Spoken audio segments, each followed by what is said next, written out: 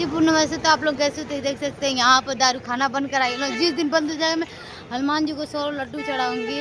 और रियल में तो मजाक नहीं करे, जो भी कंपनी दारू खाना बंद कराएगा उसको मैं क्या बताऊँ, जो मांगेगा इंसान वो देंगे। ठीक है, अब जाहिर बंद करा सकती है ना? क्यों नहीं बंद करा सकती हैं?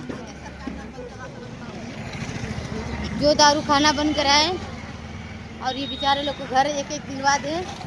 मोदी जी के कमाई या कुछ काम ना करें, मोदी जी की कमाई या कुछ ना कम करें।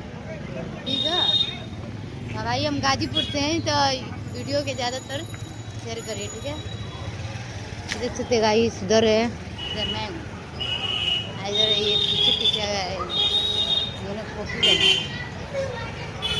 आगे चलते हैं।